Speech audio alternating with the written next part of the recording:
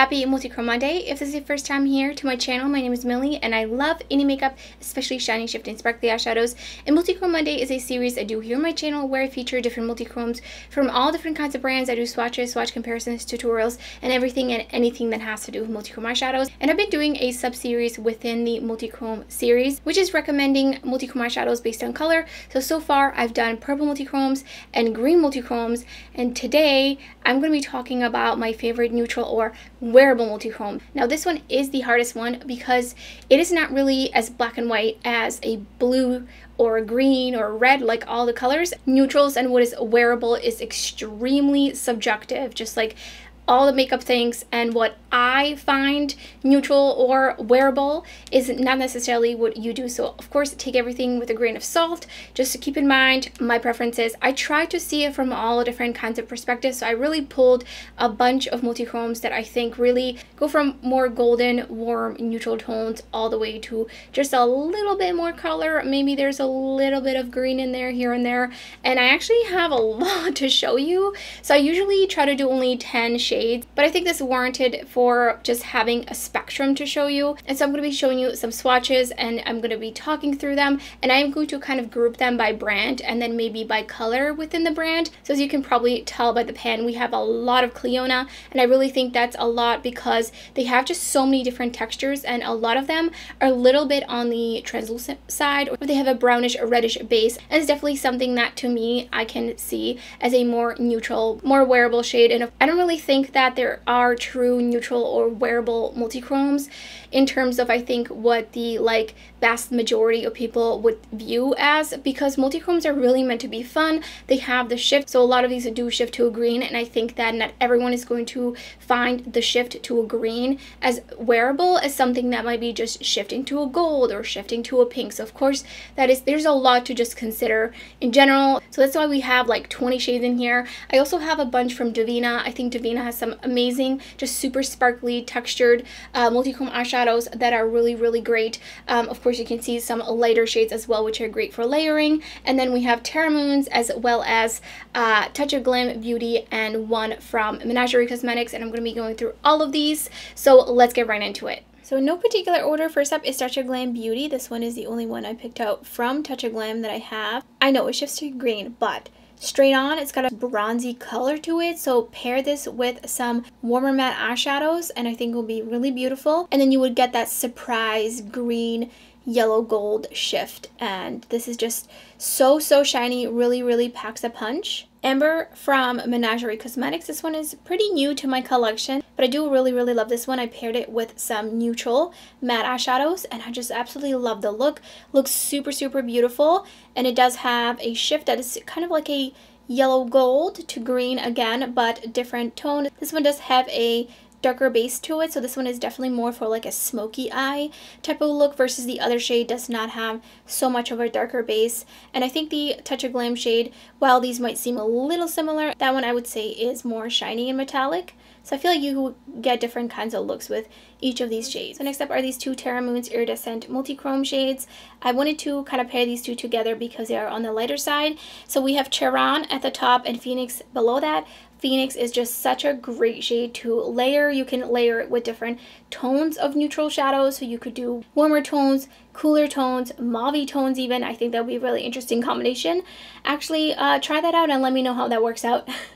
You could also do a super simple look with something in the crease and just throw the Phoenix on the lid, and you would have just like such a beautiful dimensional look. And of course then it will be a little bit more transparent. It does have a golden greenish shift, but I think it's going to look just really ethereal on the lid. And then the reason I chose Charon is because it doesn't have like really strong types of shifts. It is pretty almost neutral, like straight on, and then it does surprise you with a little bit of that shift. So this one I think will be super versatile. Really, you could layer this over anything, add it to anything, as well as a inner corner highlight. The other three shades I chose from Terra Moons are Gamma Ray at the top, Sun Scorched in the middle, and then Hyperion at the bottom. And actually Hyperion was like one of the first shadows that came to mind when I thought of more wearable slash kind of neutral And the reason is because it is very taupey. So it's almost like a gray straight on. It looks very pink, but it can lean grayish. And it's just great to pair with some cooler toned mattes. It's what I did when I used this shade in a video, and I just love the look, love the way it came out. It is definitely a great pairing, and it does have that surprise shift of green. So that obviously just takes it a bit out of the more wearability factor or neutral factor, but I mean, it's a multi-chrome, so it's going to happen. And the Scortched have that very warm tone straight on, and then like a surprise shift, and you could have fun layering these. And you could definitely pair these with some warmer tone mattes, some really nice warm, almost maybe reddish even, like burgundy mattes. Oh, my arms. Next onto Devinah, Gumbles at the top, Sour Spanks in the center, and Sweetie Sunbeam at the bottom. And I mean, Sweetie Sunbeam just screams like it wants to be with like orangey kind of neutrals, warmer reddish neutrals, probably not anything cool tone, but it is definitely more on the subtle side. The shift is not very strong. It's very subtle. This one gives you that sparkle. Just in general, Devinah will give you that extra sparkle. So probably, you know, it depends on what your preference is, but you might not feel like a sparkly eyeshadow is wearable or neutral, but that really depends on your makeup preference and your comfortability. And then Gumbles is just a beautiful, more sheer, kind of almost golden kind of multi-chrome. So that one, again, just like you can layer and have so much fun with it. You can do all kinds of things with it. Same with Sour Spanks. I think the tones of these both are just super versatile. And Sour Spanks, I think you could probably even pair with something a little bit more cooler toned. Maybe not like all the way like grayish, but either way, the possibilities are endless. Next up for Devinah is Mystic Moon Pie, Cygnus, and Centaurus. And Mystic Moon Pie has a little bit of a reddish brownish base, so that makes it extremely versatile. I would say that this one you could layer a little bit more with some cooler tones, not completely cool. And I know what you're thinking, why is Cygnus in here? Because that is a magenta, that is not a neutral wearable multi-chrome eyeshadow, but it is so stunning with some warmer tones, maybe some more pinky tone neutral shades. And I think because of the way that it shifts to a yellow gold kind of bronze, it just makes it feel a little bit more wearable than something that shifts to a bright green. So it just looks a little bit more subtle. And this one, it has a little bit of a base to it, but not much. So you can really share this one and layer it over the mattes or not. And you can just get a really beautiful dimensional look. And then Centaurus, I mean, it's such a stunning bronze kind of shade that shifts to a yellow green. This one is just so shiny. Definitely perfect kind of shadow to like really amp it up. Moving on to Clionadh, I have a bunch of shades and I did pair them together by color. So here's the first set. So we have Blaze at the top, Heiress below that, and Burnt Sienna, and then Vermillion all the way at the bottom. And I know some of these look a little pinky, but again, these are all very lightly based, so you could easily layer these, sheer this out, throw a matte in the crease, and put one of these shades on the lid, and it is just so beautiful, so shiny, so dimensional. I think my favorite might be Burnt Sienna from this bunch, just because it has so much shine. It's so smooth. It almost looks like it's glowing, so it's really stunning. Definitely not for everybody. Blaze and Heiress, I mean, again, you can really pair these with some pinkier tones, but keeping in mind that shift. But these are gonna look so amazing, like all over the lid. And then Vermillion is also really beautiful, got a lot of brightness to it, and you can pair this one maybe some more purple toned neutral shades. Next set, we are finally straying away from the more pinky tones. So we have Corrosion at the top, Ornamental below that, Chalice, Ochre, and Foiling.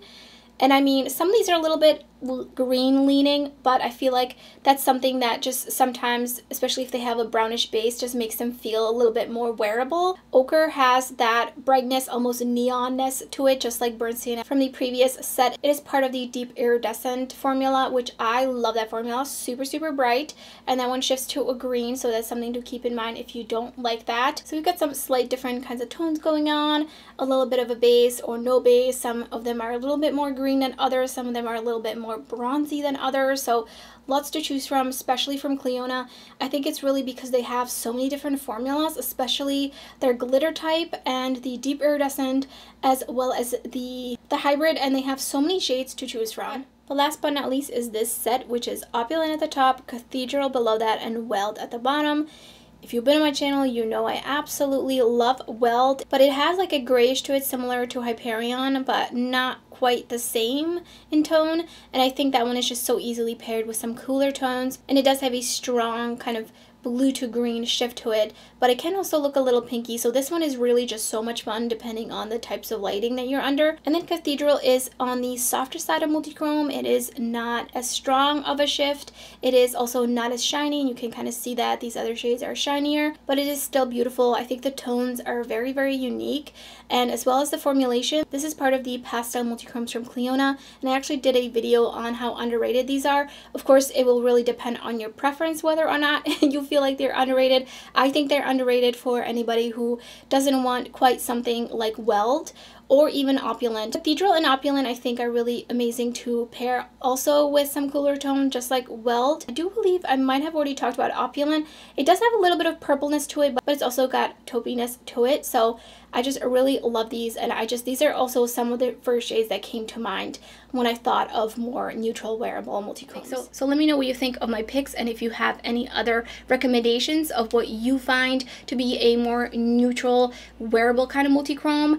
I am still shocked that I pulled this many. I was just going through my whole collection and I was like, wow, there's actually quite a bit that I think would be like just really friendly to layer. I think there might be a couple more scattered throughout my collection, but I feel like these were like really the standouts that I could visualize pairing with certain neutral matte eyeshadows, as well as I think a lot of these are great for the kind of like one and done shadow, or just throw matte in the crease and put one on the lid. I think it's a great variety of just like kind of a spectrum of multichrome shades, from, you know, the ones that are a little bit more the smoky side, the black base multichrome, to some iridescent shades that are just really like super fun, really beautiful. And those especially, like if you were to just put it on top of your skin, then you look like you have very alien skin. Which, is that wearable? What is wearable to an alien or a fairy? I'm not sure, but I did my best here. I think some of these are maybe a little bit on the similar side, and I feel like that's just like with anything that is, you know, warm toned. You've got lots of pinky tones, and there's some that are a little bit more subdued, and there's some that are really, really vibrant. You can see that in the swatches. So I hope you enjoyed the video. Let me know what color you would like to see me do next, and I will link the other 2 videos I did in this color multichrome recommendation series previously in the description box. And if you enjoyed the video, don't forget to give it a thumbs up. If you're new to my channel, I would love it if you subscribe. There's so much indie makeup content, lots and lots of multichrome content uploading my channel, and much more to come. You don't want to miss out. So thank you so much for watching, and I hope to see you next time.